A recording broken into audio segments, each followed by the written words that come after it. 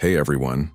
Before we dive into today's story, don't forget to hit that like button, subscribe, and drop a comment letting me know where you're watching from and what time it is there. It really helps YouTube recommend more stories like this one to you. Alright, let's jump right in.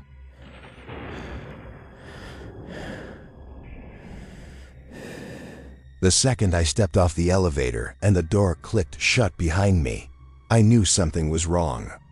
The air smelled off.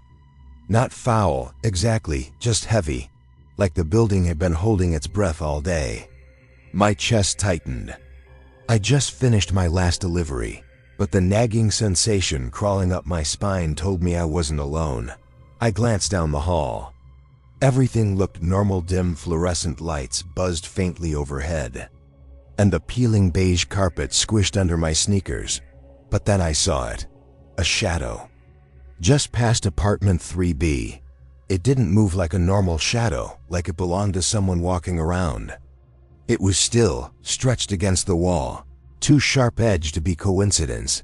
I froze, trying to tell myself it was a trick of the light. I could feel my heartbeat in my throat. "Hello?" I whispered, my voice too loud in the quiet hallway. No answer. Nothing but the faint hum of the overhead lights. I was carrying 2 bags, both heavy with cold takeout. Normally, this would have been fine. I dropped the food, buzz in, and leave. But the air felt charged, almost electric. I had a creeping suspicion that if I moved forward, the shadow might move too. My phone vibrated in my pocket, another delivery ping. I groaned, fumbling to silence it.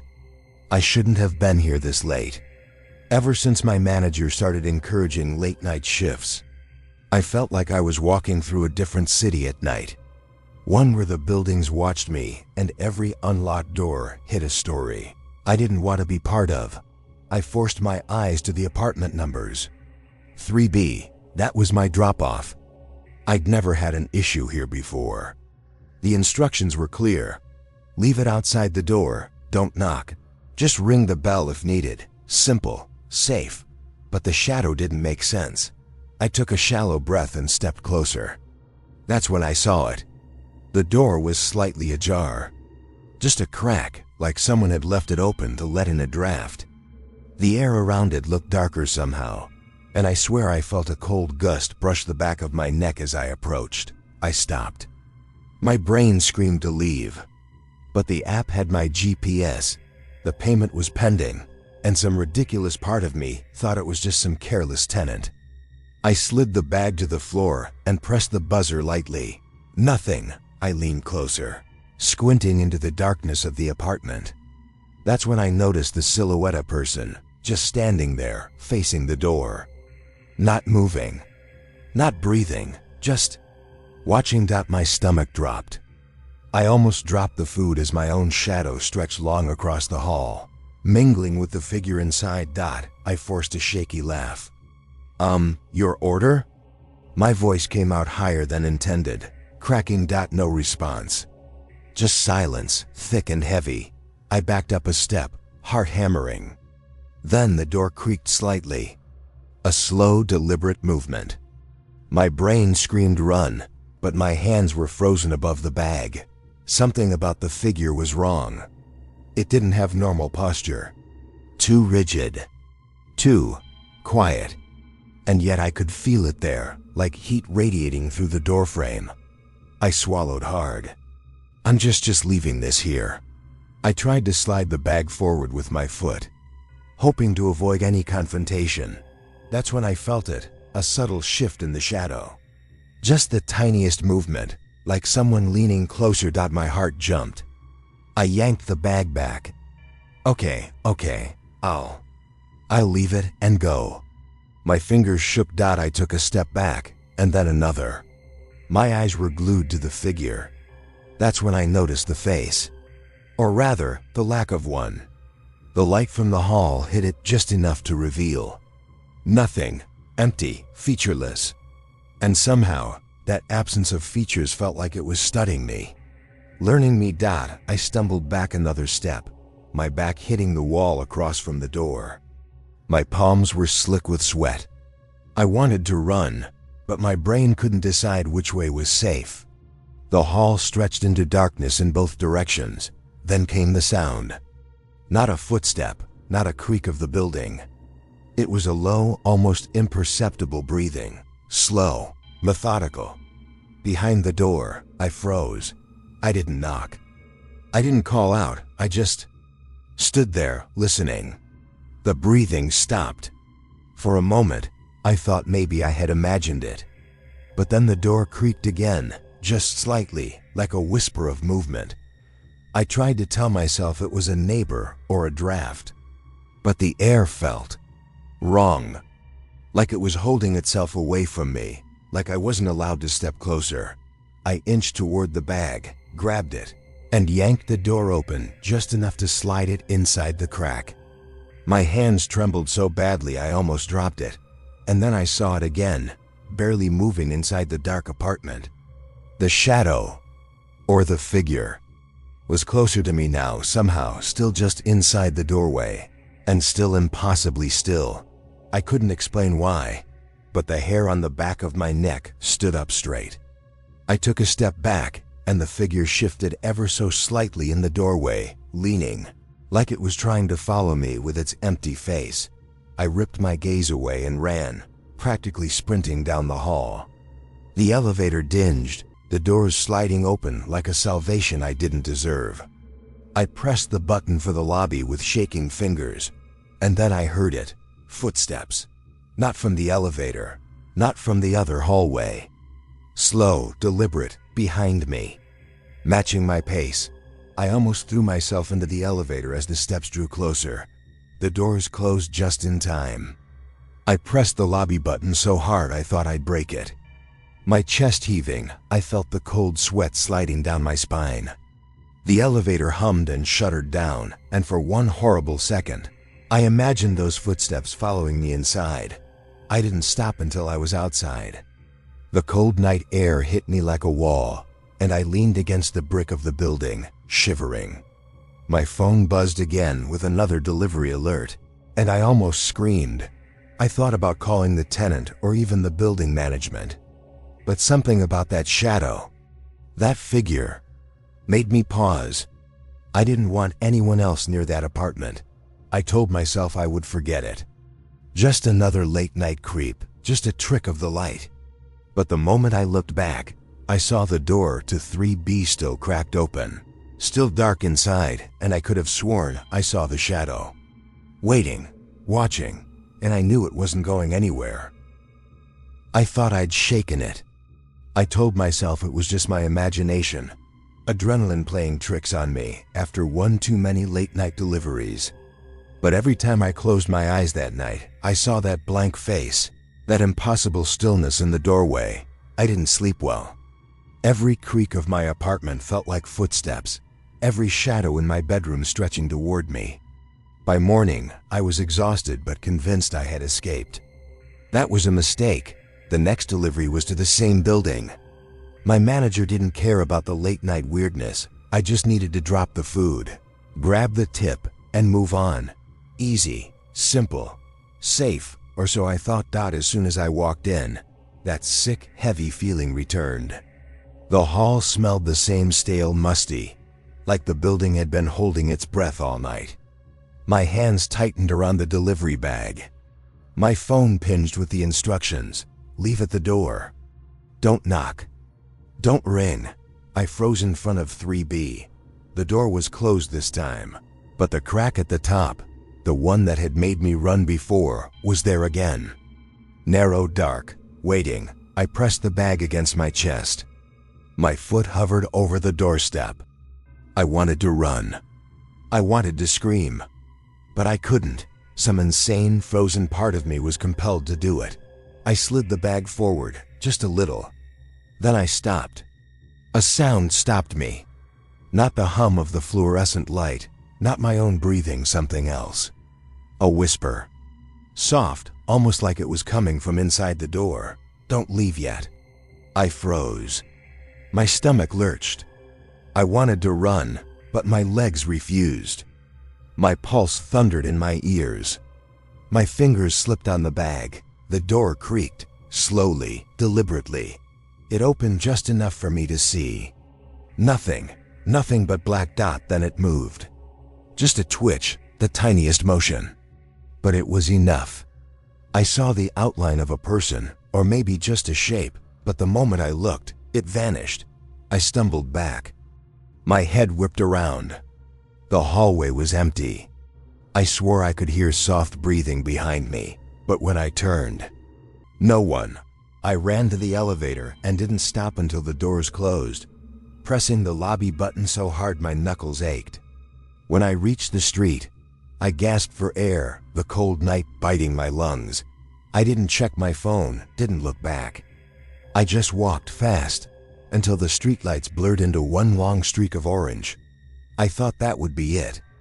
I thought the building, the shadow, the thing in the doorway, it was over, but I was wrong. The next night, I noticed something strange before I even left my apartment. My apartment door was unlocked. That never happened. I live alone, I always check. I know I locked it. My hands shook as I pushed it open. Everything looked normal. Nothing out of place. Nothing stolen. But the hair on the back of my neck was standing up. Then I saw it. My delivery bag. From yesterday.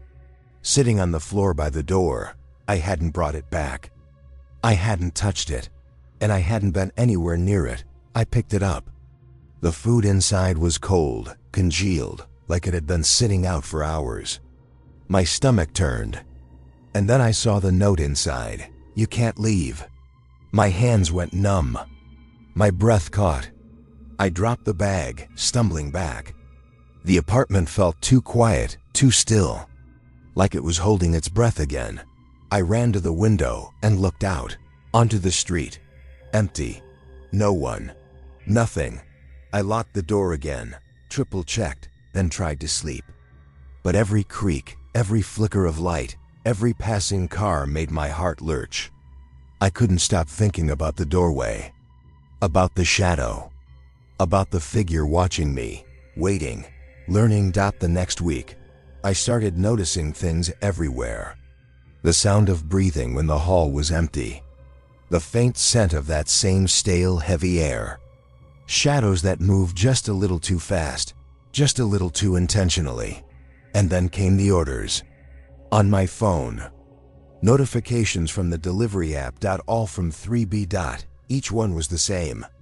Leave at the door. Don't knock. Don't ring. I tried ignoring them. I blocked the number, deleted the app. It didn't matter. My phone buzzed anyway. And every time I walked past the building, I could feel it. Eyes in the doorway, blank and waiting.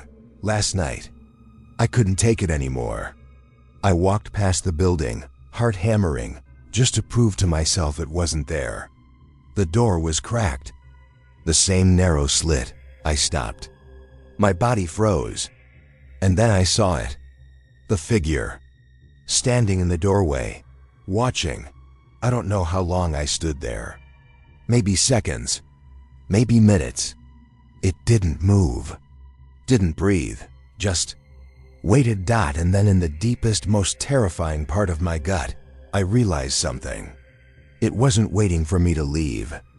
It was waiting for me to come back. I ran. I didn't look back. I haven't slept well since. I don't answer calls. I don't check delivery alerts. But sometimes in the dead of night, I swear I hear a soft creak, the slow opening of a door, the faint scrape of something moving closer, and I know one day I'll see that blank face again. The last thing I heard before I turned the corner last night was a whisper. Closer than it should have been, chilling me to the bone, finally. And now, I don't know if I'll ever leave the building alone again.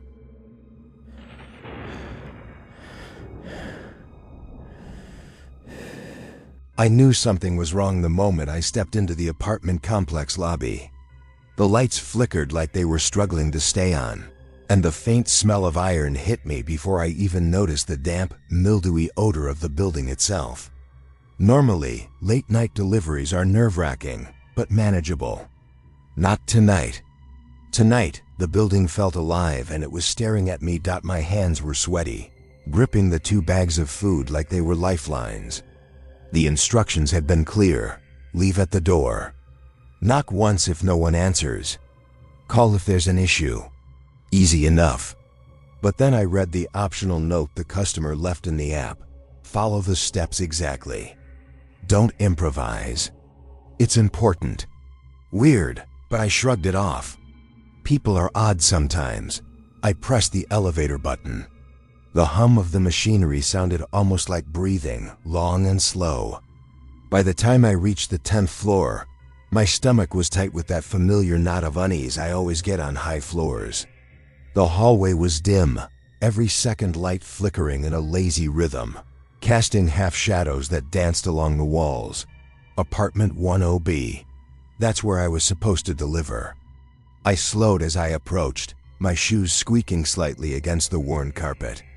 The door was cracked open, just a sliver, and the air that seeped out was different. It smelled metallic, sharp, warm. I froze, hand hovering over the doorbell. My pulse raced. Something about this felt wrong. The instructions in my head repeated themselves. Follow the steps exactly. I knocked once. A loud, hollow sound echoed back. No answer. I pushed the bag through the crack. It hit the floor with a dull thump. That's when I noticed the envelope on the floor, leaning against the doorframe. A note. I hadn't seen it in the instructions. Curiosity, stupid curiosity, made me pick it up. The paper was thick, cheap, but the writing on it. It wasn't printed. It was written in something dark and sticky. At first, I thought it was just ink. But then I caught the faint metallic smell. My stomach turned. I almost dropped it. The note read, "Do not read aloud. Follow every instruction. Leave nothing behind. Do not knock again." I swallowed hard. My mind screamed at me to leave. But I was a delivery driver. My job was simple: drop off the food, get the tip, leave. No mistakes. I slid the note back into the envelope and took a cautious step back. That's when I heard it, a soft shuffle from inside the apartment. "Hello?" I called, voice shaking. No reply. Just a faint sound, like fabric brushing against something hard. I pressed myself against the wall, trying to convince myself it was nothing. The bags of food felt heavier than ever in my hands. I glanced at the peephole. Nothing. The hallway was empty. Then I noticed something. The door wasn't just cracked open. It was open wide enough for someone or something to slip out unnoticed. I froze. The smell hit me again. Stronger this time. Coppery, like blood. My breath caught. I stepped back. My phone buzzed in my pocket, a new order notification. I ignored it. My focus was entirely on the door and the envelope and the smell that made my stomach churn. I had been delivering for years. And I had learned one thing. If something feels wrong, it usually is. I thought about leaving. But my curiosity, that idiot trait, got the better of me.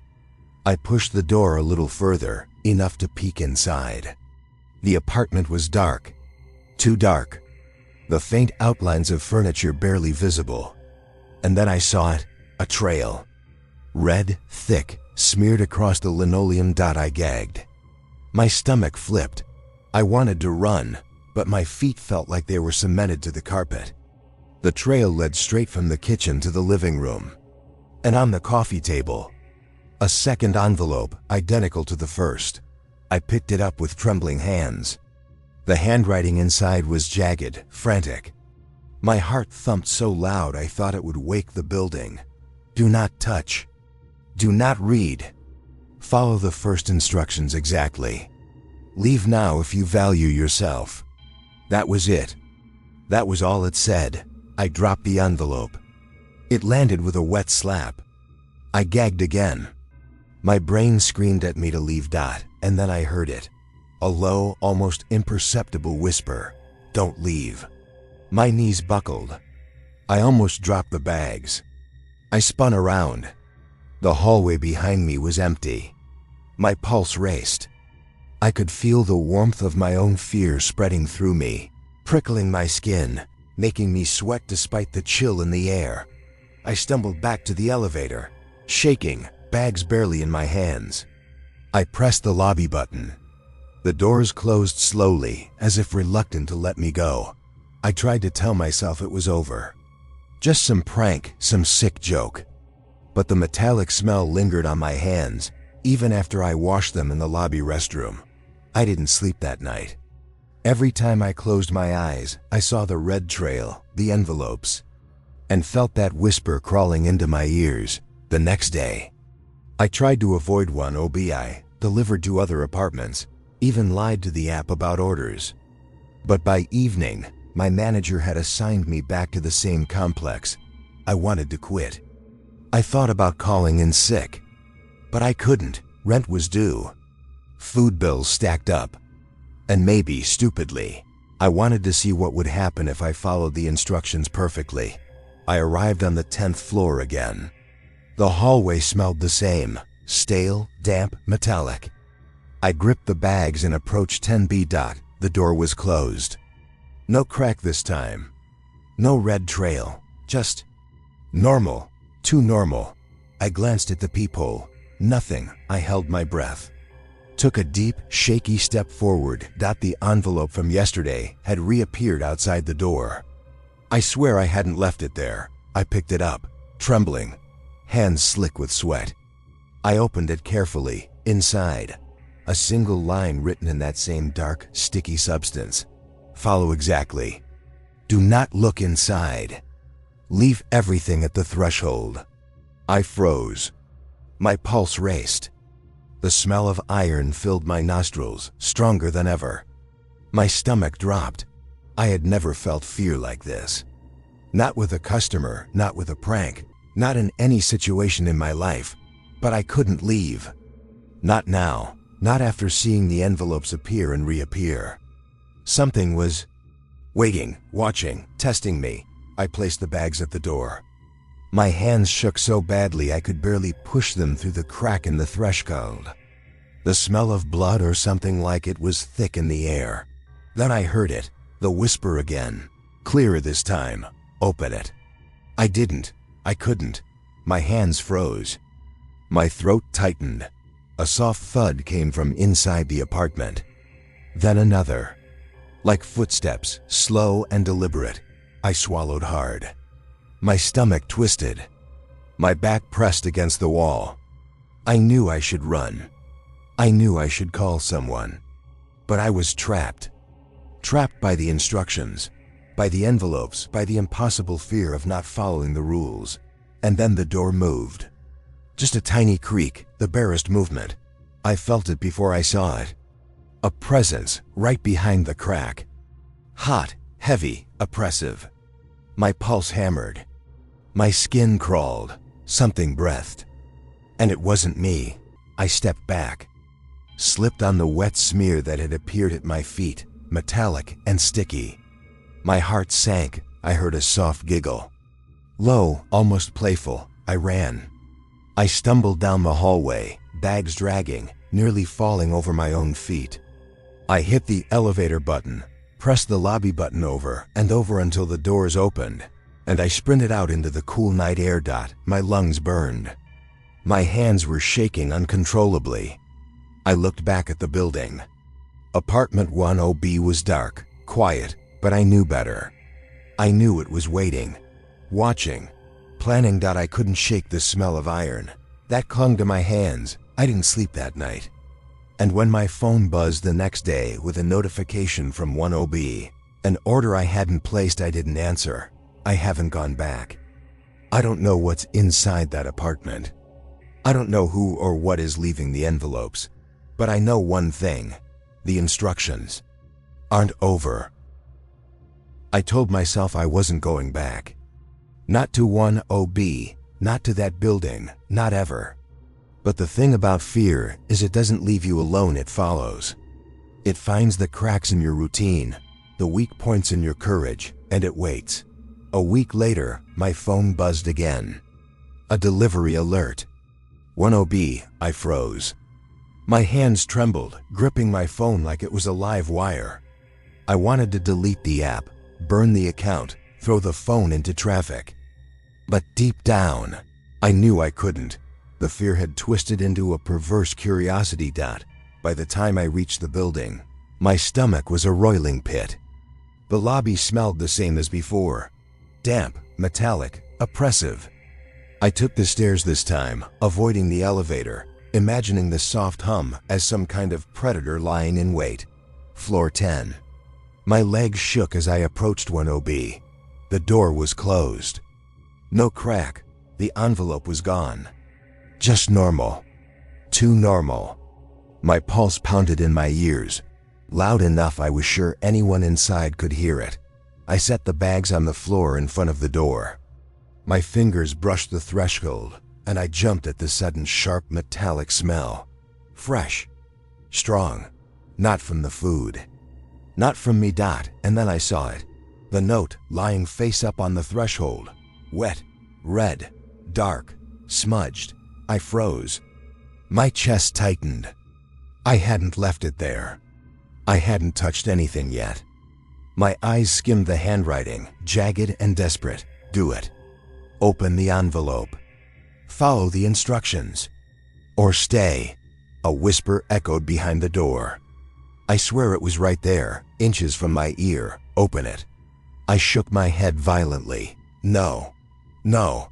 I tried to step back, but my foot landed in a puddle of something warm and sticky. My stomach churned violently. The smell of iron filled my nostrils. My throat tightened. The door creaked slowly. A shadow shifted inside, visible through the sliver of light that spilled from the hall. It was tall, impossibly still, its head tilted in that same wrong way I had seen the first time. I tried to breathe. Tried to convince myself it was a person playing a joke. But the silence inside that apartment, the heavy, waiting silence, told me it wasn't human. Another note appeared at the edge of the door. I hadn't placed it. I didn't see anyone. Do not leave. Finish the steps. My knees buckled. I fell backward, hitting the wall. The hallway stretched, impossibly long, every shadow swaying. A soft giggle, almost childlike, echoed through the corridor. It wasn't human. Not exactly. My hands shook as I bent down and picked up the note. I didn't want to read it. I wanted to tear it up, burn it, throw it into the elevator shaft and run. But I couldn't. Something inside me, some horrible, terrible curiosity, demanded that I follow the instructions. I slid the bag inside the crack of the door. 1, 2, I paused. My chest heaved. The smell of blood or something like it was overpowering now. I could feel it on my skin, my hair, my lungs. The door moved slightly, slowly, deliberately. The shadow inside leaned closer, and I could hear the whisper again, soft and velvety. Good. That's the first step. Now the next. I didn't know the steps. There were no steps written anywhere. Only the notes. Only the envelope. Only instructions left in blood. I felt my stomach turn violently. I couldn't move. Couldn't think. My phone buzzed in my pocket. Another notification. 10B. The screen glowed in my trembling hands. I looked at the door again. The shadow hadn't moved, but I knew it had. It had to have. The air felt thick, hot, alive. It was watching, waiting, judging. And then I heard it. Slow, deliberate footsteps inside. Barely audible, scraping along the floor. 1, 2, 3. Getting closer. I stumbled backward, nearly falling down the hallway. My chest burned. I could taste blood in my mouth. My hands were slick with sweat and some other warmth I didn't want to identify. The envelope slid out from under the door, pushed by something. I didn't touch it. Didn't want to. My eyes were locked on the crack. Open it. Read it. Follow the instructions. Don't fail. I wanted to scream. I wanted to run. But my legs refused. My arms were numb. The shadow shifted slightly again. And I saw it. Something red smeared along the edge of the doorway.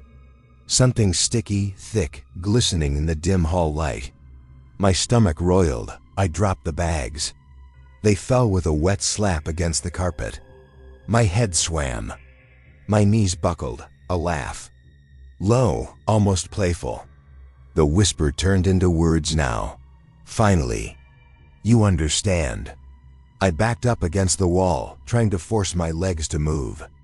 But I was trapped. My phone lay on the floor, screen glowing. Notifications from 10B piling up like a countdown dot, and then the whisper came from directly behind me. Close enough that I could feel the heat of it. Don't leave. I turned slowly. Nothing. The hall was empty. My breath came in ragged, shallow gasps. I turned back toward the door. The envelope had moved closer to me. I didn't touch it. I couldn't. Something about it. About the smell. Made my stomach churn and my head pound with nausea. And then the crack of the door widened slightly. A hand appeared. Pale. Long fingers. Dripping with that same dark, sticky substance. I screamed, stumbled backward, and ran. The hallway seemed to stretch endlessly. Every step echoed like a gunshot. My lungs burned. My ears rang. I hit the stairwell, took 2 flights at a time. The lobby was finally in sight. The air outside felt like salvation. But when I reached the automatic doors, I froze. A shadow in the glass. Tall. Empty. Watching. Waiting. And then it was gone. I didn't go home that night. I stayed in my car until the sun rose, shaking, sweating, trying to convince myself it was over. But it wasn't, because the next day, and the day after, 10B called again. Notifications on my phone. Notes appearing at my doorstep. The smell of iron lingering on my hands and in my car, even after hours. I haven't delivered there since.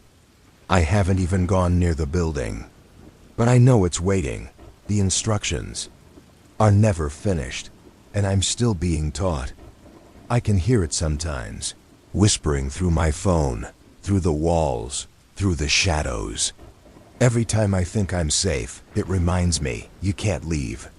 Not yet. Not until you finish. I don't know what finish means. I don't know if I ever will, and I'm terrified to find out.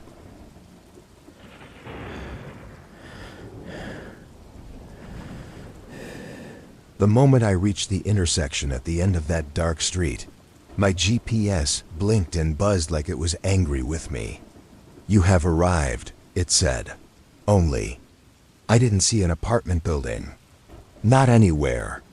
Just an old brick wall, cracked and covered in graffiti, and a flickering streetlight that made the shadows dance in strange, twitching patterns. I swallowed hard.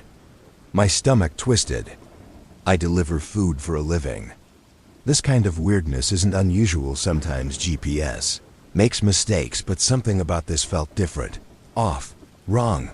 I looked down at the app. The address was right. 10th floor. Apartment 12C. There was no building here. Not even a lot, not even a path, just a cracked wall and a dumpster at the curb. I double-checked the GPS. 10 floors. Apartment 12C. The street name was right. But I knew this street. I'd driven past it hundreds of times. No apartment building had ever been there. I shook my head.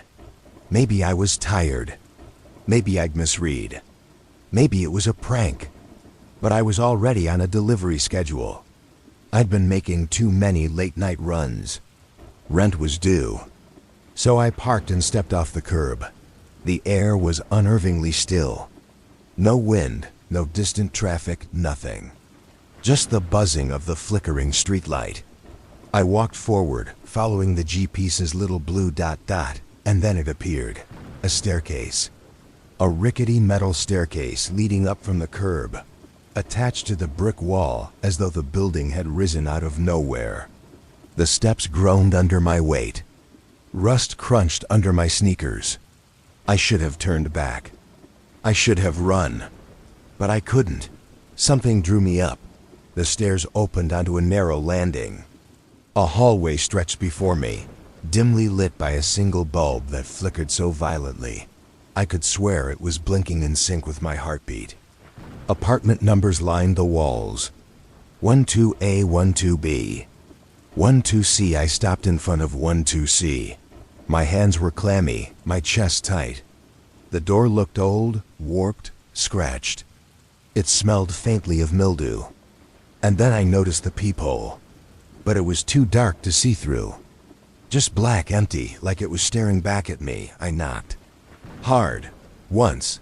Twice. Nothing. The app said to ring the bell if there's no answer, so I did. A hollow chime echoed through the hallway. Silence. I leaned closer, trying to see through the peephole. That's when I heard the first sound from inside. A soft creak, like someone shifting on the other side of the door. Hello?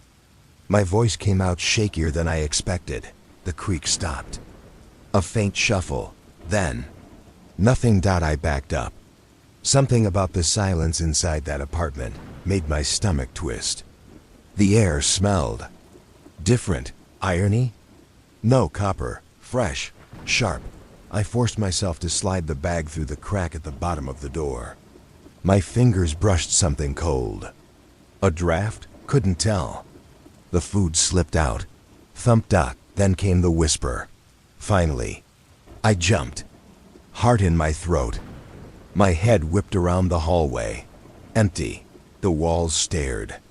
Shadows moved just slightly in the corners of my vision. I forced myself to breathe. Hello? I'm just leaving the food. Silence. And then I saw it. A shadow behind the door. A shape, featureless, pressed against the dim light of the hallway. I could feel it staring. Not looking, staring. My skin crawled. I stepped back. My hand pressed against the wall. I could feel the vibrations of my own pulse, heavy and loud. The shadow shifted. A subtle lean. Just enough to make my stomach plummet. I didn't know why I did it, but I spoke. I need to leave now. No answer.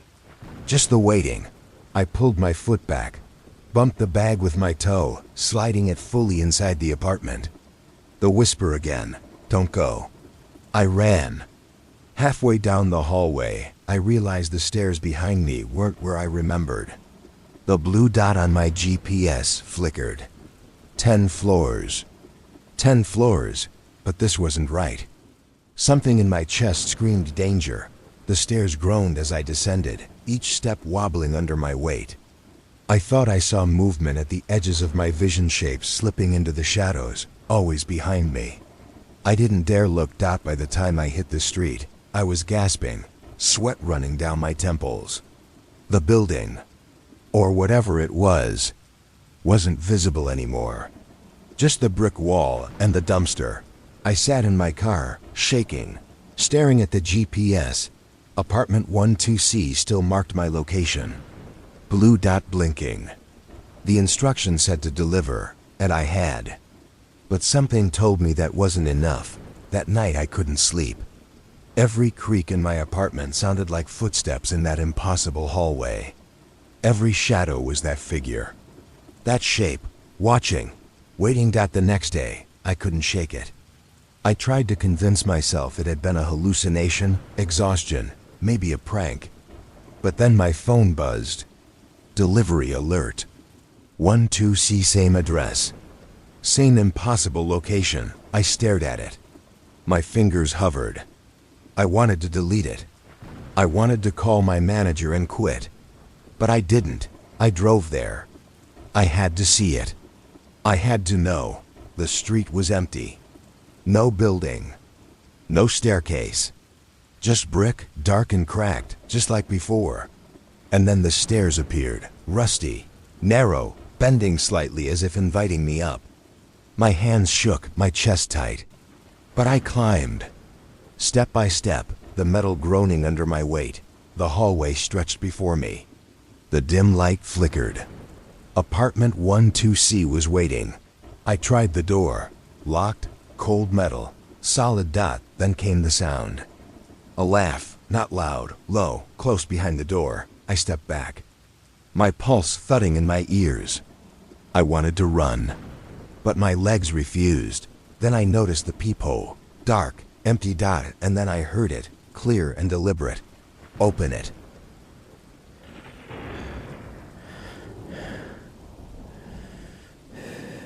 I shouldn't have answered the door. I knew it the second I pressed the buzzer for the apartment. The little metal click echoing through the quiet hallway. My stomach twisted like I'd swallowed a brick. And the fluorescent light above flickered twice, then died, leaving me in that sickly half-dark that makes everything seem off. Wrong. I was just doing my job, a simple delivery. Food. Paid for. Dropped off. Easy. But there was something about this building, this unit, that set my nerves on fire the moment I stepped into the elevator. Apartment 7F. The instructions were clear. Leave at the door. Don't knock. Just leave it. Normally I don't follow optional instructions that strictly. But something about the note was different this time. The font was precise. Too precise. Too deliberate. Almost like someone had taken care in choosing it. Like they knew exactly what effect it would have on me. When the door slid open after my buzzer press, no one answered. I slipped the bag through the crack at the bottom, careful not to make a sound. But the moment I did, the air changed. It wasn't just cool or warm. It was heavy, stale, the kind of heavy that sits in your lungs, makes you cough, makes every breath taste like metal. I froze. Something inside screamed at me to leave. Step back, run, call someone. But curiosity, stupid, awful curiosity, kept me there. That's when I noticed the place was immaculate. Too immaculate. Like no one lived there. No shoes by the door, no clutter, no mail, not even a single stray receipt. The walls were stark white, bare, except for a single piece of art, a photograph of an empty room. The kind of photograph you'd see in a catalog. But the longer I stared, the more I felt it was wrong. The air was still, silent. I took a step back, ready to leave. And that's when I heard it.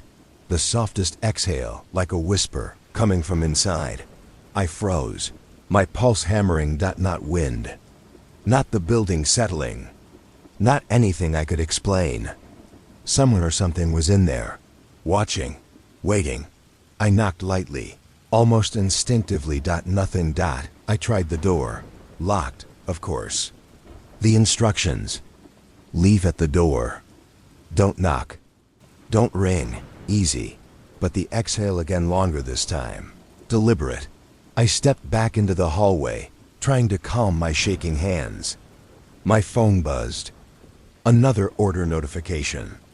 I nearly screamed. I was halfway down the hall when I noticed it. The apartment door. Or maybe something had changed. The peephole before a small, dull circle now looked larger. Wider, like a black eye staring at me. I froze. I know it sounds insane. I know it's just my mind racing after too many late-night deliveries. But there's something about silence that gets under your skin. When the world is quiet, even the smallest sound becomes terrifying. And 7F wasn't just quiet, it was waiting, almost hungry with stillness.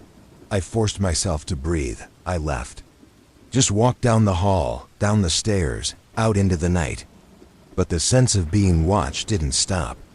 My car was parked at the curb, and when I sat inside, I could feel it. Eyes. On me, from the building. Or inside. I didn't dare look back. That night I couldn't sleep. Every creak of my apartment building sounded like footsteps. Every shadow in my room felt like a body pressed against the wall. I kept thinking about 7F, about that silence, about the breath. By the next night, I couldn't avoid it. Orders stacked up. Deliveries were scheduled, and one of them inevitably was for 7F again. I tried to leave early, tried to swap shifts, but my manager didn't care about fear. He cared about efficiency. I arrived at the building. The lobby smelled of stale coffee and disinfectant, same as the night before. Elevator doors opened, groaning as if they too were hesitant. Floor 7. My legs trembled as I stepped off. The hallway looked identical, the dim bulbs flickering, stretching shadows along the peeling carpet. I approached 7F slowly. The instructions were the same: leave at the door. Don't knock. Don't ring. But I noticed something new.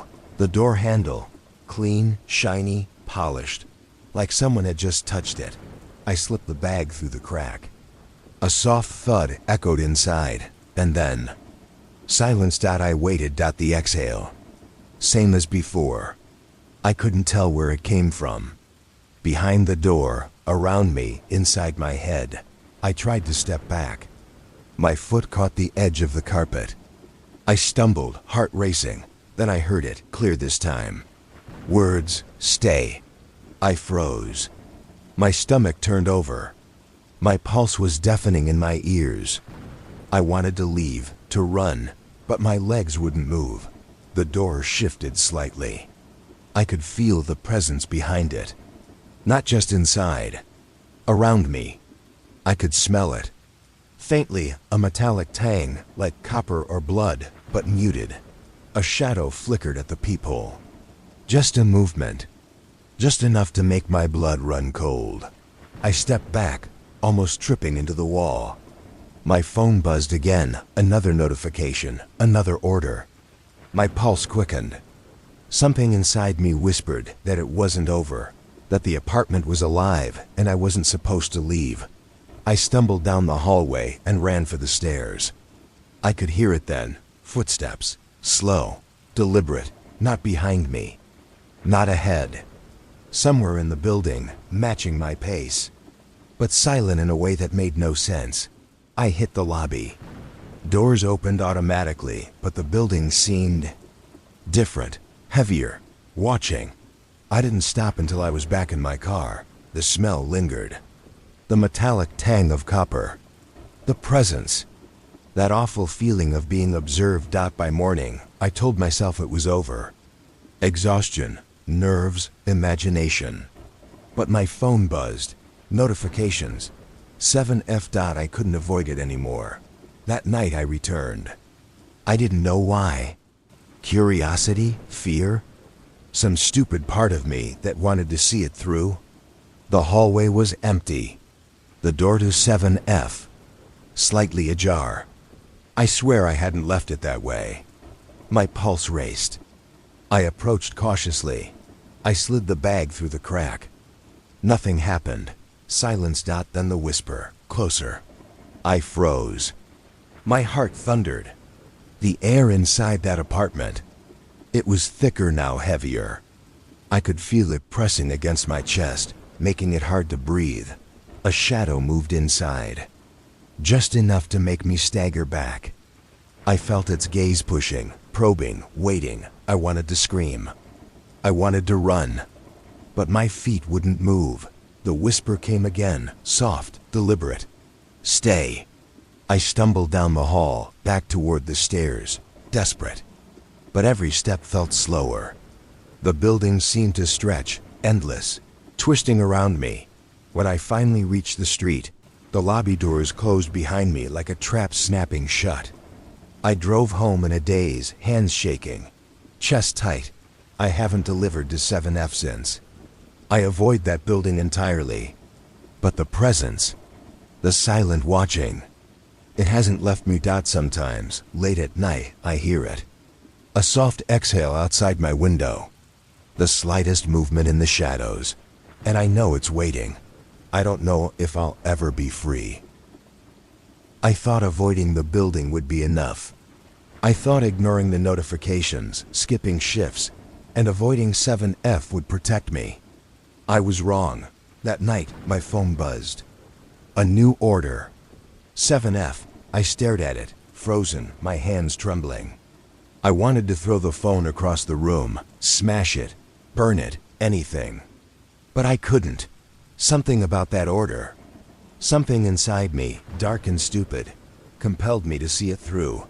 I drove to the building. Every step toward the entrance felt heavier than the last. The air outside was unnaturally still. The usual hum of the streetlights was gone. No distant cars, no voices. Just silence. I pushed open the lobby door. The smell hit me first. Metallic, sharp like blood. I gagged. My pulse hammered in my ears. The fluorescent lights flickered and dimmed, leaving the lobby in the half-light that always made shadows stretch unnaturally. Floor 7.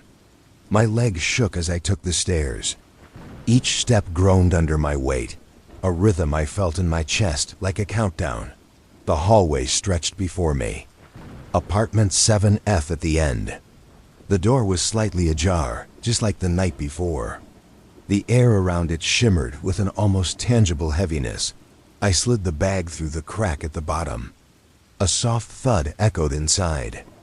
Silence followed. Then the exhale. Not faint this time, loud, close, behind the door. Around me, everywhere, I swallowed hard. My hands slicked with sweat. My chest tight. I wanted to run, but my feet were frozen. A soft, deliberate whisper. Come in. I didn't move. My heart threatened to burst through my rib cage. The door creaked slowly, opening wider. I could see it then. A shadow at the far end of the hallway. Tall, thin, faceless. Its limbs too long. Fingers curling like claws, just enough to make me stagger back. I stumbled. My hands scrambled for the wall. My pulse raced. My stomach twisted. Then I saw the first smear. Dark, sticky, glistening in the dim light. Blood? I gagged, stepping back, almost losing my balance. The shadow didn't move toward me. Not yet, it just waited, watching, closer. The whisper again, deliberate, chilling. I couldn't move. My mind screamed to run, but my body refused.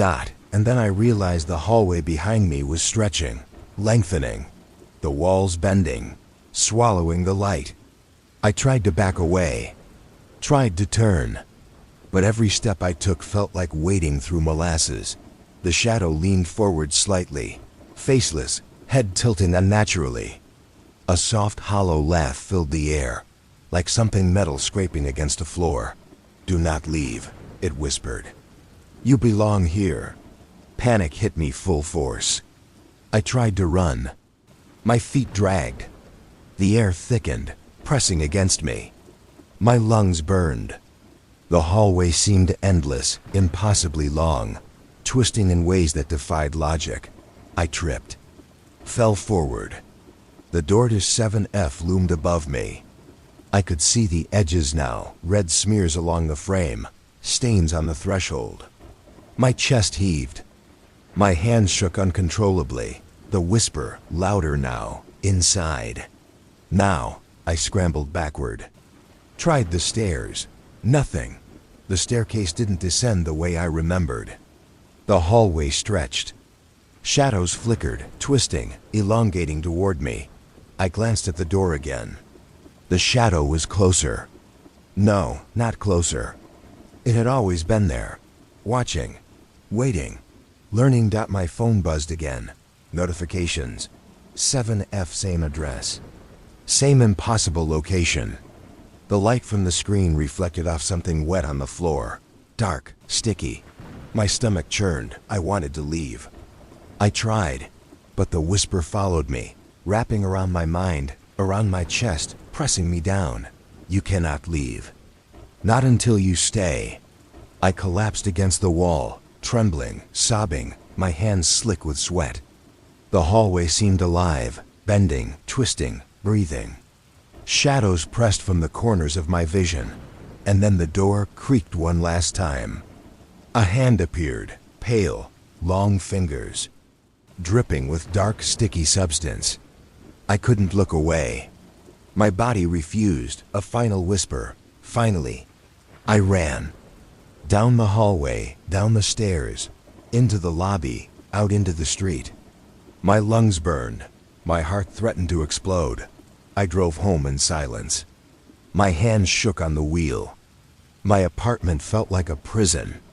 The shadows stretched along the walls. I could still feel the presence of 7F behind me, waiting. The next morning, my phone buzzed again. Notification, 7F. I haven't gone back to the building since. I haven't delivered to that apartment.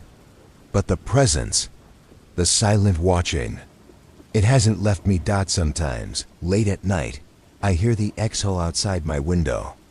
The soft scrape of something moving just beyond the light. Shadows curling, pressing closer. And I know one day, I'll have to return. The silent host waits. Always waits. And when it calls, I will have no choice but to answer.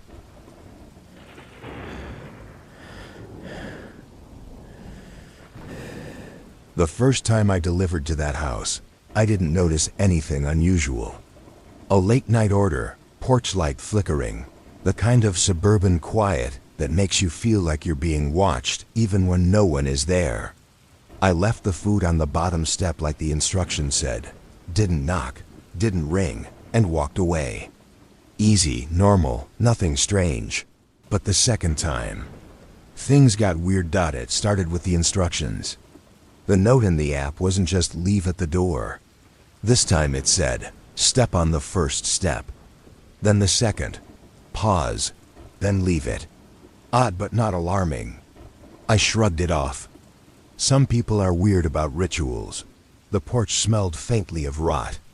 I thought maybe it was just a garbage can too close to the stairs. The wooden steps creaked under my sneakers, louder than I expected. My heart tightened. The street behind me was empty. The night was quiet, the kind of quiet that presses against your chest. I paused on the second step like the instructions said. My stomach knotted. The air felt different, heavy, stale. Something about the smell, it wasn't garbage. It was coppery, metallic, blood. I forced myself to take the final step and set the bag down. The moment I let go, I felt it. Eyes watching from inside, from above, from behind me. I spun around. Empty street, empty lawns, nothing. I tried to laugh. Heart hammering, adrenaline rushing.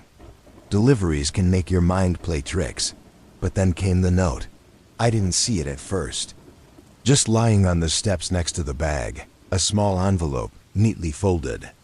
My name written on it in jagged handwriting I didn't recognize. I froze. My fingers twitched. I wanted to pick it up, rip it open, throw it away. But my body wouldn't move.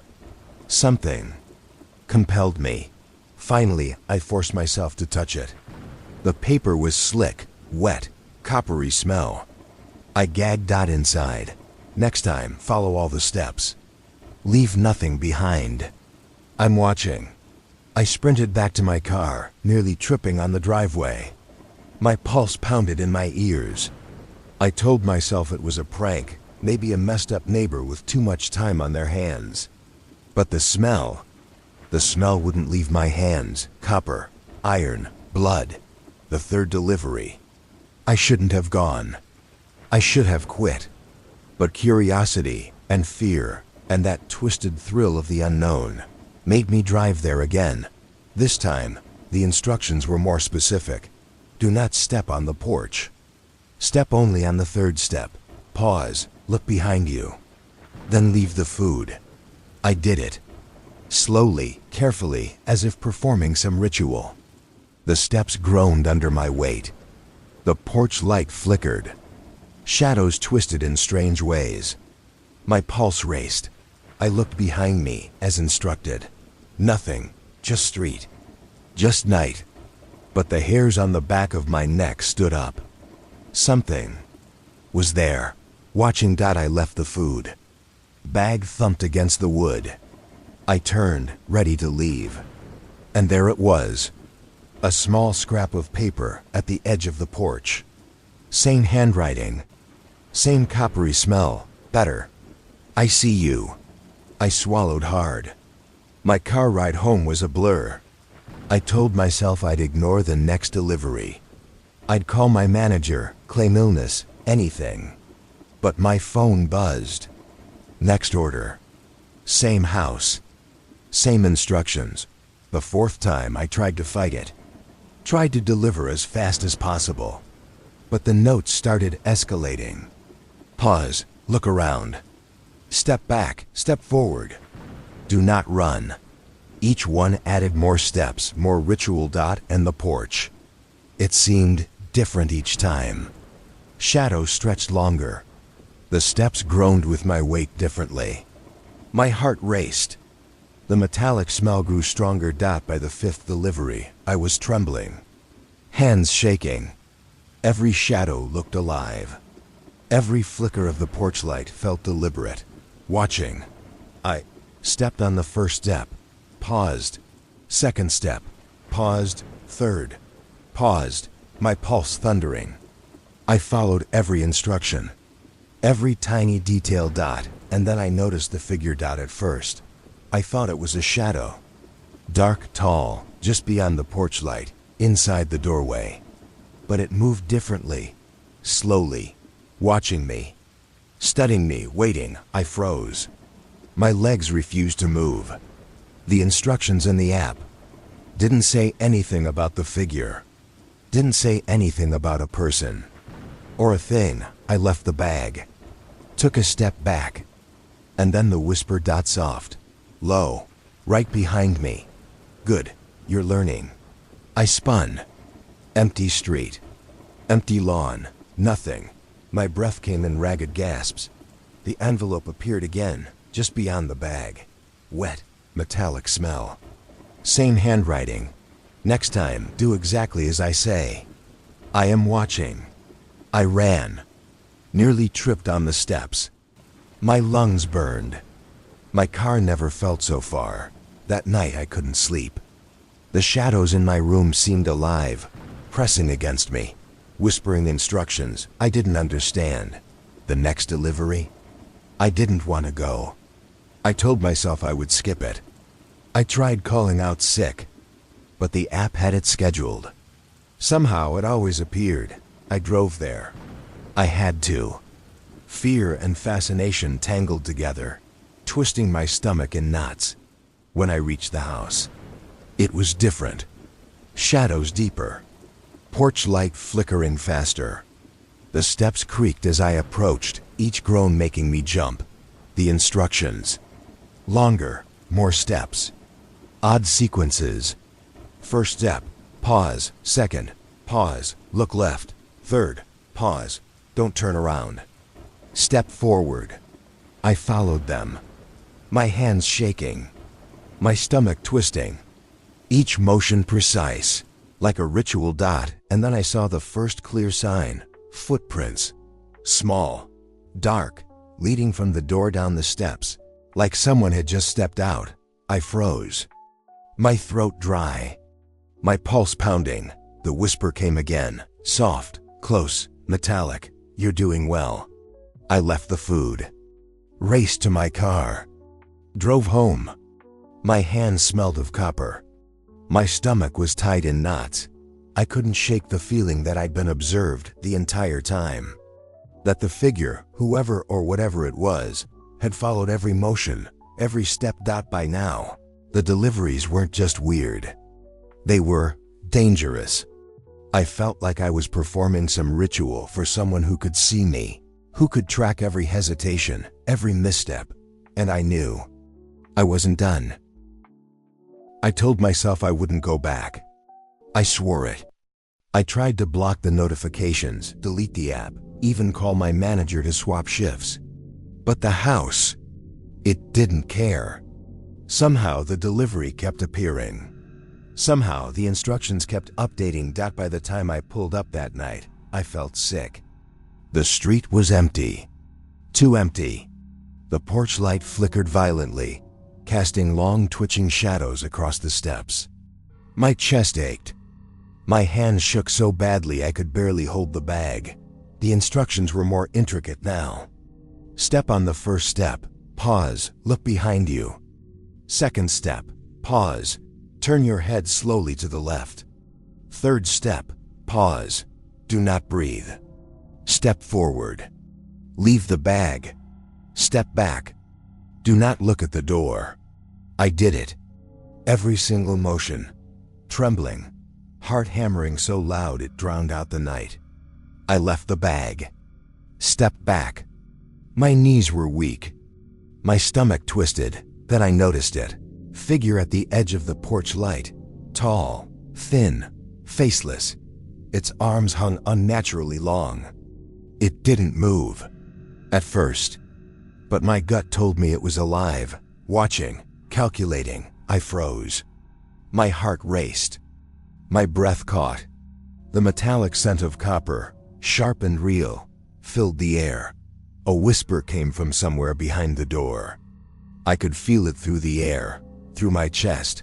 Good, you're learning. I tried to run. My legs betrayed me. My feet felt glued to the steps. The figure didn't advance. It just waited, swaying slightly, like a shadow caught in windless motion. Then the first step moved. Not mine. Behind me, I heard a scraping, like fingernails on wood. My blood ran cold. I looked, no one there. But I felt it. Every hair on my body standing. The second step. Shifted. And then the whisper again. Closer. I bolted. The steps creaked under my weight. My chest heaved. My breath came in short, ragged bursts. Behind me. Nothing. Empty street. Empty porch. But the smell iron, metallic, thick clung to me. I got to my car. Slammed the door shut. Locked it. Tried to start the engine. My hands were shaking so badly I could barely grip the wheel. And then the envelope appeared. On my passenger seat. Wet. Red. Metallic. My name scrawled across it in jagged letters. I didn't touch it. I couldn't. I just stared. My pulse thundering. My stomach twisting. I drove home. Every streetlight I passed seemed to flicker in that same twitching rhythm. Shadows at the corners of my vision. I dared not look. That night I couldn't sleep. Every time I closed my eyes I saw the steps. The figure. The envelopes. I could feel its gaze. I could hear the whispers. Do not leave. Follow. Learn. Step. Do not fail. The next delivery appeared again. Same house. Same instructions. And now something new. The app showed a timer. Counting down. Step sequences were faster, more demanding. Step 1. Step 2. Step 3. Step back. Step forward. Pause. Leave nothing behind. I couldn't stop. I didn't want to, even though I did. Fear and obsession tangled in my chest. I felt addicted, drawn. That night, when I followed the steps, I noticed something horrifying. A footprint. Small, bare, red, leading from the porch to the street. And another at the edge of the bag. The figure had been there, watching me, marking the path. I stepped back. My hands slick with sweat. My stomach twisted violently. My pulse a hammering drum in my ears. The whisper. Better. You are learning. Next time more precise. I ran, tripped, scraped my knees. Didn't care. Didn't look back. I've avoided that house since. I've tried deleting the app, ignoring calls, changing my schedule. It doesn't matter. Every time I close my eyes, I see the steps. The figure. The envelopes. The whispers. Sometimes, late at night, I can hear it outside my window. Scraping. Breathing. Waiting. Patient. Silent. Watching. And I know this, the instructions will never end. I am still learning, and I don't know if I'll ever be free.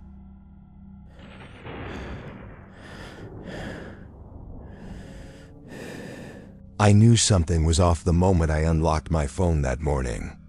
Another notification from the food delivery app, a review.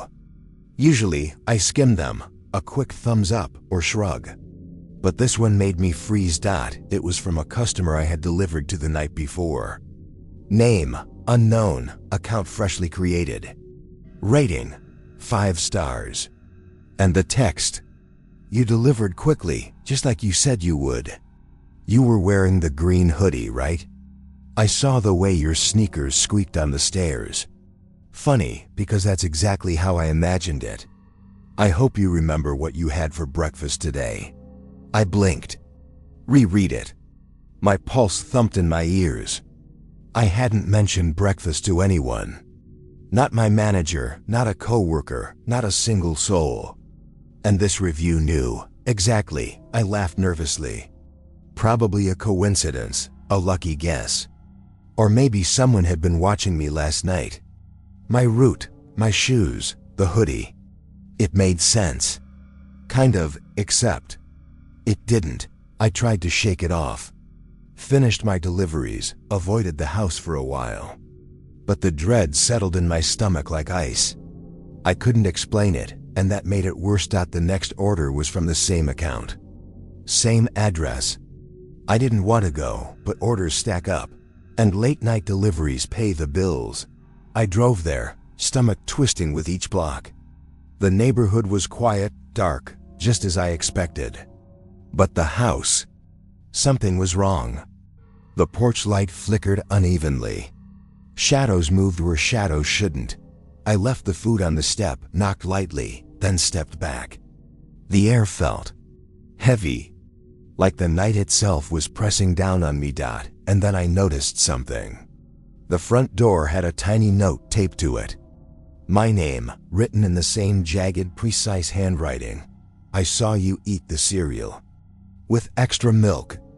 I hope you remember the orange juice too. My hands went numb. My heart raced. I hadn't eaten cereal today. Not orange juice either. I backed up, almost tripping on the curb. My phone buzzed. Another notification. Same account. Same house. Don't run. I'm already here. I didn't wait. I drove away faster than I thought possible. My pulse was hammering. The world outside my car windows felt unreal. Shadows seemed to stretch and twist, whispering my name. At home, I tried to convince myself I was overreacting. Just a prank. Some weird stalker game. But the knowledge in the reviews, it didn't feel human. Someone couldn't possibly know these tiny, private things about me. Could they? Then the notifications kept coming. Reviews, updates, each one more precise than the last. Each one describing things I hadn't told a soul. The song I hummed while delivering, the scuff on my left sneaker, the way my fingers trembled when I rang the doorbell. I felt watched, everywhere, even in my apartment. By the fourth night, I was shaking when I arrived for a delivery. My car lights illuminated the same house. The porch, the shadows, the faint smell of iron in the air. I stepped out slowly, trying not to breathe too loud. My hands gripped the bag like a lifeline. I left it on the step, just like the app instructed, and stepped back. And then I heard it. A voice, low, deliberate. Not from the app, not from my phone, real, close, behind the door. You always hesitate. I like that. I jumped. My stomach dropped. I turned toward my car, almost bolting. The porch light flickered again. Shadows danced.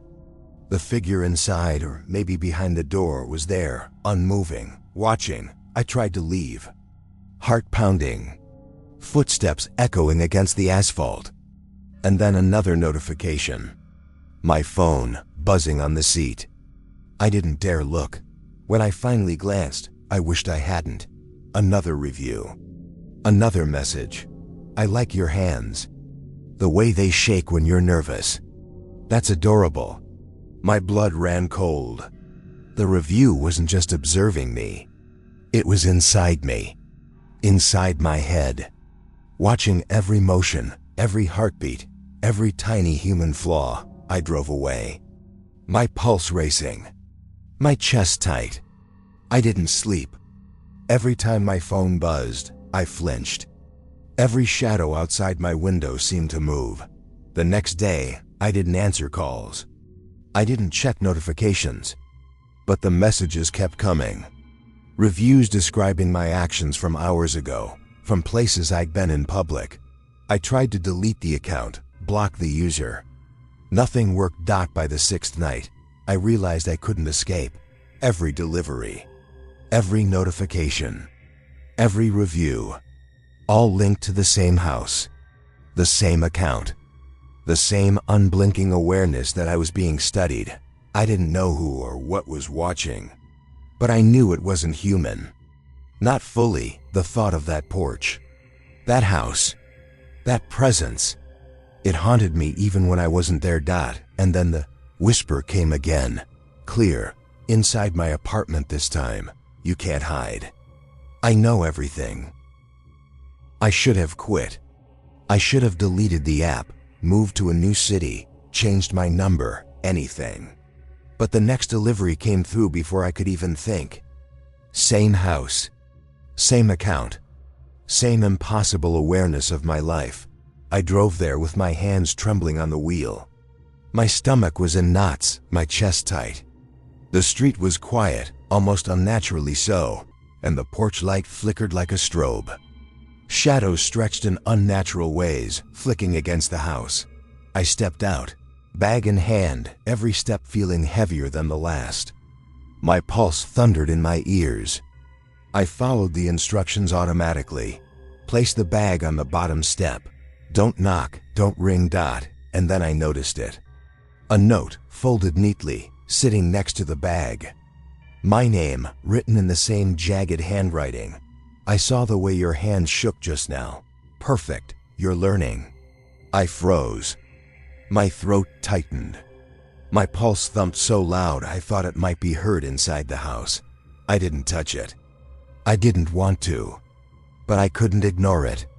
My curiosity, twisted and terrifying, forced me closer. The porch shifted. Not physically, like the shadows themselves moved. Something dark inside the doorway, waiting, watching. Then I heard it. A soft voice, almost a whisper, right at my ear. I know your schedule. I know when you sleep. I know when you eat. I know everything. I stumbled back. My heart hammered. My breath came in short, sharp gasps. I wanted to run, but my legs refused. The phone buzzed. Another review. Another notification. I liked the way you smiled at that old lady on 5th Street. Did you know I saw that? I liked it. You can't hide from me. I gagged, stepping back. My hands trembled. I couldn't believe it. The account, the house, the person or entity was tracking me everywhere. Inside the city, inside my life. Nothing was private anymore. I turned to run, but the shadows behind the porch shifted again. A figure appeared, faceless, tall, thin, its presence oppressive, almost living. I could feel it pressing against my chest, my lungs, my mind. I dropped the bag. The note fluttered in the wind. My fingers were numb. I couldn't breathe. The whispers came again, now louder, more insistent. You can't escape. You belong to the story now. I know everything. I ran. Down the street. Across the parking lot. My car didn't feel safe, but I had to get away. Every streetlight seemed to flicker in rhythm with my pulse. Every shadow stretching toward me. When I got home, I barricaded the door. My hands were shaking uncontrollably. My heart pounded. And then I heard it. Soft tapping on my window. I didn't want to look. I couldn't, but I did. Nothing. Just the faint metallic smell. Copper, iron, blood. And then my phone buzzed again. 7F. No. Wait. Different. New review. You're late. I waited. I know your route. I know the way you breathe. I know you forever. I dropped my phone. My hands slick with sweat. My pulse a hammering drum. I know now that it isn't a person. Not entirely. Something else. Something that watches, follows, knows. I haven't delivered there since. I haven't gone near that street. That house. That account. But I know it's out there. Waiting. Watching. Learning. And sometimes, late at night, I swear I can hear the soft scrape of footsteps outside my window. And I know it's reading. Watching. Waiting. Don't know if I'll ever be safe. And I don't think I want to look at my phone anymore, because I know it will always know.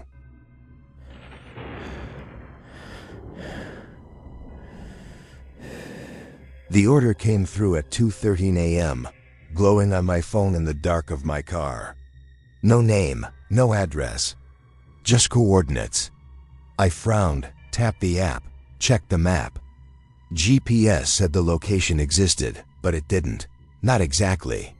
Just a bend in the road, overgrown grass, and the faint outline of what might have been a driveway. I rubbed my eyes. Tired, late-night delivery brain. Maybe a glitch. Maybe a drunk prankster. But the blue dot blinked insistently. My route. My job. My pay. I started the engine. The drive was unnerving. Streets empty. Streetlights flickering. Every shadow seemed to twitch just beyond the corner of my vision. I tried to laugh, tried to tell myself it was normal. I pulled over at what the app said was the address. Nothing. Just a narrow path between two fields. Grass pressed against the car tires. I got out. The air was thick, cool but damp. Smelled faintly like dirt and rotting leaves. I gripped the food bag tighter. Every nerve on edge. I walked toward the path, GPS guiding me. Step by step, the shadows stretched, following me, twisting strangely. I kept glancing back. Nothing, just the empty road. But I knew something was watching. Then I saw it, a house. Not on any map. Not on Street View. Just there. Wood darkened by age, windows black, no lights. Porch creaked in the wind, or maybe something else. I swallowed hard. Heart hammering. The app said, "You've arrived." I stepped onto the porch. No instructions. No doorbell. Nothing. Just the bag in my hands and the weight of silence pressing down. I set the bag on the bottom step. My fingers lingered on the railing. Wood cold, rough, splintered. I wanted to run. I almost did. Then I heard it, a voice, low, close, but not from inside. From everywhere. "You're here." I jumped. My stomach flipped. I spun around. Nothing. No lights, no windows. Just dark fields, wind rustling the overgrown grass. My pulse thundered in my ears. I tried to laugh shaky. "Yeah, I'm here." My voice sounded tinny, swallowed by the night. The air shifted. I could feel it press against me. Heavy, insistent, like someone or something was breathing in the same space as me, just behind the veil of darkness. I grabbed the bag, stepping back toward the road. My feet sank into mud. The smell hit me iron. Copper blood? Maybe, probably not. Maybe. I didn't care. The porch railing scraped against my sleeve. Not wind, something intentional. A whisper again, step forward. My pulse jumped. My legs froze. The only thing moving was the shadow cast by the house, stretching impossibly long in the weak light of the GPS. I took a tentative step, another. My hand shook so violently, I nearly dropped the bag. The porch creaked behind me. A slow, deliberate sound. Like footsteps, but wrong. Wrong rhythm. Wrong weight. I froze. My ears ringing. My chest tight. My brain screamed to run. But something, fear, curiosity, stupidity, made me stay. I took the last step off the porch. The moment my foot hit the ground, a shadow shifted across the porch window. Tall, thin, faceless. Watching, I stumbled backward, nearly falling. My hands shook, my heart hammering so hard I thought it would burst through my ribcage. I didn't look back as I ran to the car. Engine roared. Tires spun. My hands slick with sweat. The smell lingered. Copper, iron, something alive in the air. By the time I reached the main road, I tried to convince myself it was over. Mist, fatigue, a trick of my mind. The next day, the coordinates appeared again. Same location. Same unknown order. I couldn't avoid it. Couldn't ignore it. Something about that place had me trapped. Every time I closed my eyes, I saw the porch, the shadow, the faceless watcher. By the third night, I knew I wasn't alone. I parked further down the road this time. Tried to walk cautiously toward the porch, staying in the shadows. The air was colder now. Still thick. Almost electric. I set the bag down, my knees quivering. And then the sound came again, soft, barely there. Footsteps. Slow, following me from behind the house. Around the porch. I could feel it moving in the dark, but I couldn't see it. Then the whisper. Clear this time. You've come back. My stomach dropped. My pulse went wild. I wanted to run. I wanted to scream. But I was frozen, paralyzed by fear. A shadow moved inside the front window. Not a normal shadow. Longer, too thin, too fast. Watching, studying, waiting. The next notification buzzed on my phone. New order. Same coordinates.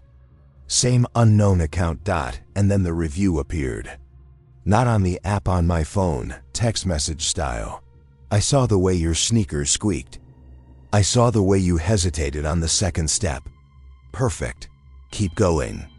My hands shook. My breath caught. My chest tightened. I realized then, I wasn't just delivering food. I was performing. Following instructions. Being tested. Watched. Judged. The figure in the window shifted again. Faint but unmistakable. I could feel its presence pressing against the back of my neck, the sides of my head. I ran. Mud and gravel under my shoes. Heart racing. Breath burning. But I knew it was still there, waiting, counting, watching. The coordinates glowed on my phone again. Same location. Same house. Same instructions. I couldn't ignore it. And I feared I would never be able to. I didn't sleep the night after that third delivery. Every time I shut my eyes, I saw the porch, the steps, the shadow moving behind the blackened window, the whisper that didn't come from a throat or lungs, but from everywhere at once. By the next evening, my phone buzzed again. Same coordinates, same blank profile, same chilling simplicity. Deliver. I felt sick, but I drove anyway. Every mile closer made my skin crawl. The road seemed darker tonight. Even the streetlights looked farther apart, like the world was pulling away from that place. When I pulled over, the house was already there, waiting, like it had been all night. Like it always was. The porch light flickered slower this time, almost rhythmically. Like breathing, I stepped out. The air felt colder than before, sharp enough that my breath came out in a faint white cloud. No wind, no movement in the grass. Just stillness so thick it pressed against my ribs. The bag felt heavier than food should feel. I took one step toward the porch, then another. The mud sucked at my shoes, making wet sounds that echoed too loudly in the dead silence. Halfway there, my phone buzzed. A message. Not from the app.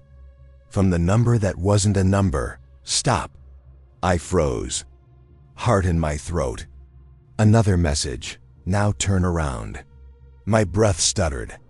My skin crawled. Every instinct in me screamed not to, but I turned anyway slowly. Shaking. Nothing. Just a road behind me. Empty. Another message. Good. You listen. Keep listening. I felt something cold trail down my spine. A presence.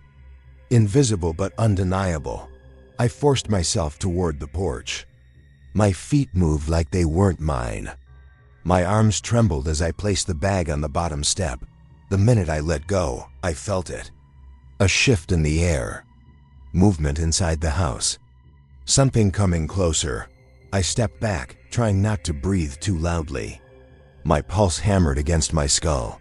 Then the front door creaked. Slowly. Deliberately, just enough to reveal a sliver of absolute darkness behind it. My phone buzzed again. A new message. Don't look at the door. My eyes darted away instantly, unthinking. Another message followed immediately. Good, look at me instead. My body locked up. I couldn't breathe. Couldn't move. Slowly, feeling like someone else was guiding me, I turned my head, and I saw it. Not a person. Not exactly. A shape standing just outside the reach of the porch light. Longer than a human, thinner, like a shadow stretched too far, its head tilted. No face, no features. Just the suggestion of where a face should be. I stumbled backward, nearly falling. My breath came in ragged bursts. Another message buzzed against my palm. Don't run. Not yet. My lungs seized. My hands shook uncontrollably. The figure took one slow step forward. The floorboards creaked, not under its weight, but like they were responding to its presence. Another message. Do you hear it? I did. A faint tapping from inside the house, slow, rhythmic, like fingernails on wood. Then another sound behind me. Grass shifting. Footsteps. Deliberate and too close. I spun. Nothing. Just the empty road again. My phone screen lit up with a new message. You shouldn't have looked away. I turned back to the porch, and the figure was closer. Much closer, just one step below the top. My throat closed. I backed away so fast I stumbled into the grass. Mud splashed against my pants. My fingers dug into the dirt as I scrambled backward. Another message. Go, if you can. That was enough. I ran, bolted down the road, lungs burning, vision blurring. My car felt miles away. Every shadow twitched as I passed. Every whisper of wind felt like fingers brushing against my neck. I slammed myself into the driver's seat, locked the doors, started the engine with shaking hands. I didn't breathe until I was miles away. Even then, the air felt wrong. Like something from that place still clung to me. When I got home, I checked the app. The order was gone. The account was gone. The coordinates had disappeared like they were never there. For a moment, I almost let myself believe it was over. A nightmare. A hallucination. Stressed out, but at 3:11 a.m., my phone buzzed. Unknown number. No text.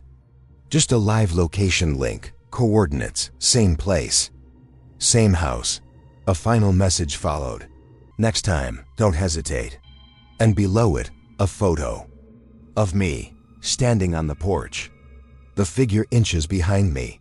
Reaching. I dropped the phone. My body went cold. I haven't gone back. I won't. But every night, my phone buzzes once exactly at 3:11. Live location. Same coordinates. Same house. And sometimes, through my window, I swear I see a shadow at the end of my street. Too thin. Too still. Waiting.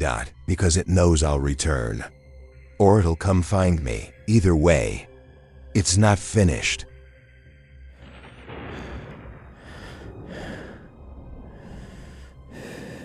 I knew something was off the second I hit the elevator button in that new apartment complex. The lobby smelled faintly of disinfectant mixed with dust. Clean, sterile, but somehow wrong. Almost like the air had been waiting for someone. And that someone was me. My phone buzzed with a delivery order. Apartment 14D, upstairs. Of course. I just started my shift, late at night, and this was my first assignment. Easy enough, except the building was old. The floors creaking under every step, the elevators slow. And the hallway lights flickering like they couldn't decide whether they wanted to work. I stepped out on the 14th floor, bag in hand. Carpet muted the sound of my footsteps. but the creaks of the building made the silence heavy, oppressive.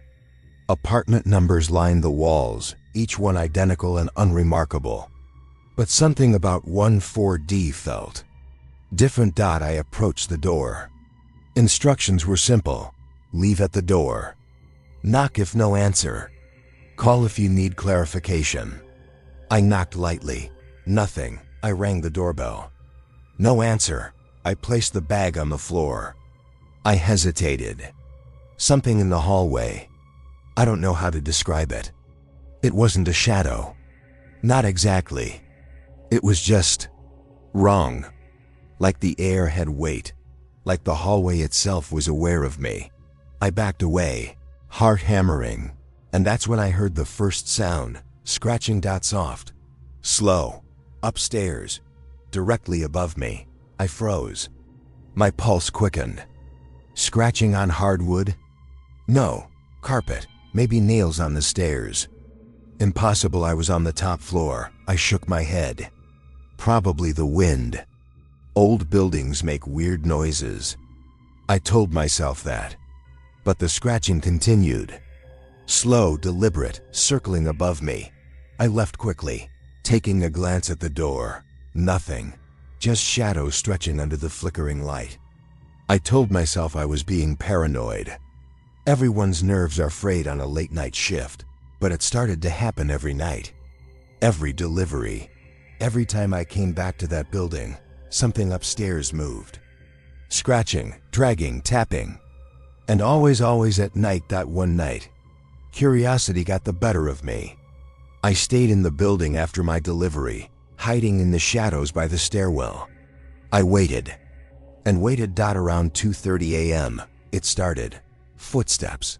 Slow, bare, above me. On the floor of 14D. Heavy, deliberate. Like someone pacing. Then silence. Then scratching. Small, irregular, like fingers clawing at carpet. I couldn't move. My heart pounded in my chest. Every instinct screamed at me to leave, but I was frozen. And then, I heard the whisper. Soft, low, deliberate. I see you. I jumped. My head whipped around. Empty stairwell. Silence. Nothing. But the feeling. I could still feel it. Watching. Waiting. Judging. The next day, I tried to tell myself it was a prank. Maybe a neighbor upstairs. Maybe someone moving furniture. But nothing made sense. 14D was unoccupied, or so management told me. No one was supposed to live there. I laughed nervously to myself. Delivery work can make anyone paranoid. The following week, deliveries stacked up to the same building. I started noticing oddities. Packages left haphazardly on doorsteps. Small handprints pressed into the dust. Messages scratched into the wood. At first, I thought I imagined them. But then the whispering started to follow me home. Soft, impossible to locate. Outside my apartment window, in the wind, behind the walls. Always there. One night, I stayed in the stairwell again. I wanted to prove it was someone upstairs. I wanted to understand. Around 3 a.m., I heard it. Steps, rapid this time. Above me, then silence. Then scratching. But this time, it was coming down the stairs, slowly, deliberately. I froze. Heart hammering. My stomach twisted. I couldn't see anyone. No shadow, no movement. But I could feel it, like someone pressed against the walls, following my every breath. I stayed hidden, barely daring to breathe. And then I heard a sound that still haunts me. A soft giggle. Childlike, impossibly wrong, coming from just above me. I wanted to run. My legs refused. I wanted to scream. My throat was dry, raw. The giggle grew closer. Alongside it, the tapping. Nails or claws moving slowly across the floor. Step by step. Heading toward me. I could feel the presence now. It wasn't human. Not exactly. Something about it pressed against the stairwell walls, through the wood, through the air. Heavy, waiting, patient. and then the voice again. You can't leave. I stumbled backward, heart in my throat. My foot caught on the railing. I almost fell. I scrambled up, adrenaline and fear making my limbs move faster than thought. I ran. Out of the building. Down the dark street. Every step felt like something followed me. The wind carried a whisper, "Come back." I didn't sleep. I barely ate. I didn't return to the building. But the presence, it followed me. I felt it in my apartment, at the corner store, in the quiet hours of the night. By the third night, I knew it wasn't just the building. It wasn't just upstairs. The figure, or whatever it was, had marked me. I returned to the building anyway. I couldn't resist. I had to understand. When I reached 14D, the door was slightly ajar. My pulse raced. The bag felt heavy in my hands. I stepped inside. The apartment was empty. Impossibly clean. Silent. But the shadows moved. They stretched. They slithered along the walls. I could feel eyes, hundreds of them, pressing into my skin, watching my every motion. And then I noticed the scratches. On the floor. On the walls. Tiny, frantic, like fingernails raking through the paint. But all leading toward me. I stepped back, heart racing, and my foot hit something. A small handprint, faint in the dust. Not mine, small, childlike. Wrong, I backed out. My chest tight. My hands shaking. And then the whispering started again. All around me. Inside my head. Outside. Impossible to locate. You belong upstairs. I bolted. Down the stairs. Out of the building. Into the cold night. By the time I reached my car, the street was empty. Too empty. Silent. The way streets feel when something is waiting, patient. I drove home in a daze. Every shadow on the way looked like it was following me. Every flicker of light across my windshield seemed deliberate. The next day, I told myself I would avoid the building entirely. No deliveries. No excuses. But my phone buzzed. Same building. Same apartment. Another order, and I knew. I hadn't left it alone. It was still there, waiting, watching. I told myself I wouldn't go back. I told myself I would avoid that building forever, but the notifications kept coming. Apartment 14D, same instructions. Leave at the door.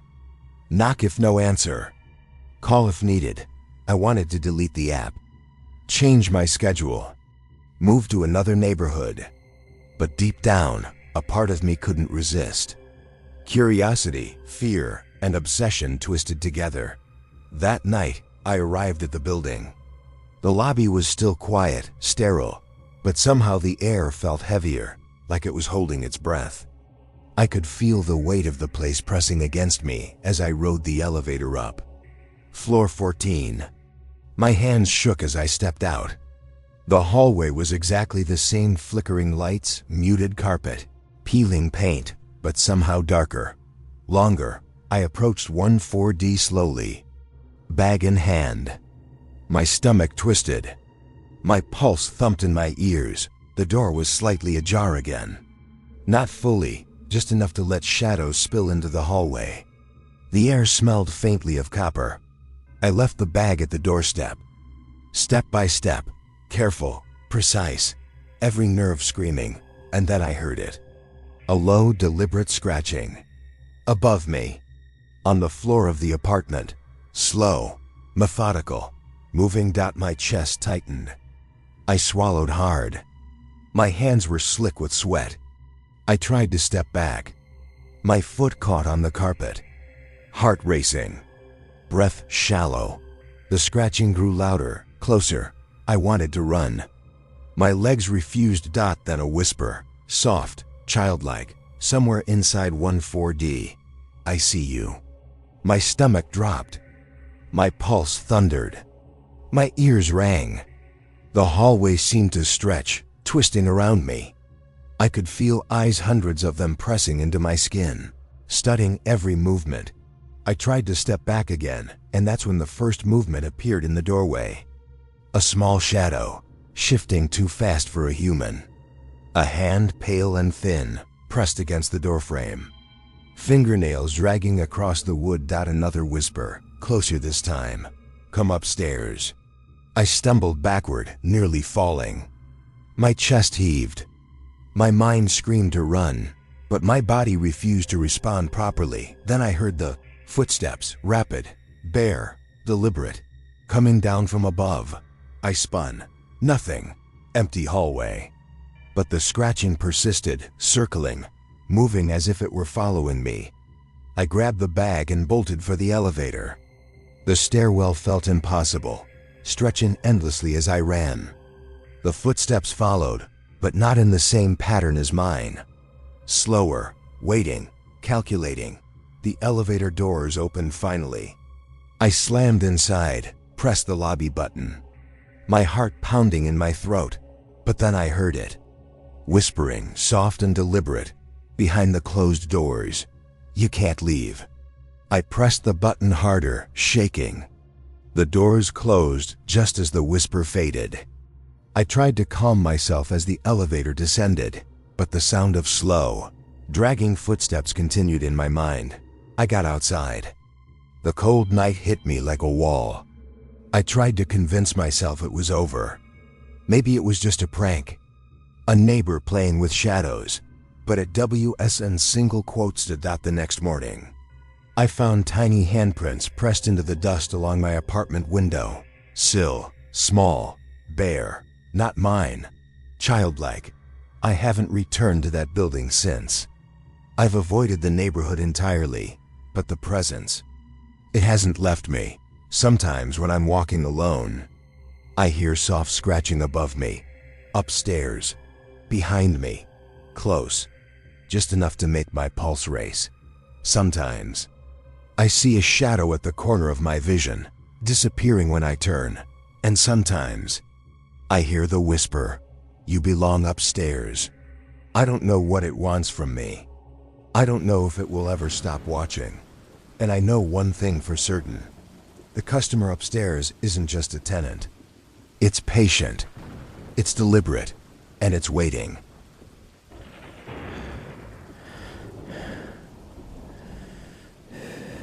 The second I stepped off the elevator, the building felt wrong, too quiet, too still, like the air itself was holding its breath, waiting.